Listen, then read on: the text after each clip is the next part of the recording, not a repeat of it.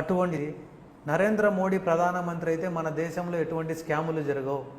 నరేంద్ర మోడీ ప్రధానమంత్రి అయితే గాన మన దేశంలోని నిత్యావసర సరుకుల వస్తువులు అన్ని రేట్లు తగ్గుతాయి, సామాన్యుడు భద్రతతో బతుకుతాడు అనే ఉద్దేశంతో ప్రతి ఒక్క యువకుడు నరేంద్ర మోడీకి ఓటేస్తే ఈరోజు కొన్ని వందల కోట్లు స్కాములు చేసిన కాంగ్రెస్ ప్రభుత్వంలో కూడా రైతులు సుఖంగా బతికినారు, కానీ బీజేపీ ప్రభుత్వంలో బతికే పరిస్థితి లేదు.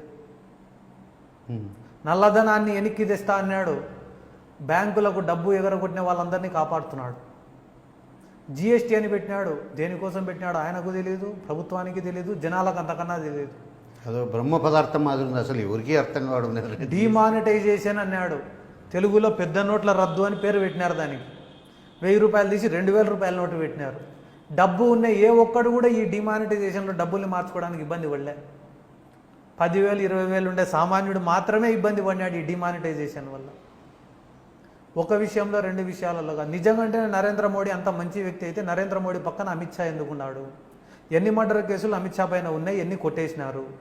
అమిత్ షా కొడుకు పెట్టిన కంపెనీలో 2 కోట్ల విలువ చేసే షేరు 3 నెలల వ్యవధిలో 80 కోట్లు ఎట్లయింది? If he is correct, then Jaganmohan Reddy is also correct.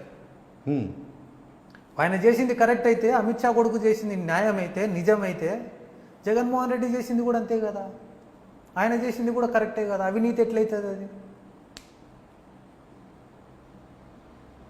ఇన్ని రకాలుగా బీజేపీ అంతా ఎట్లా తయారైంది ఈరోజు? Blackmail politics.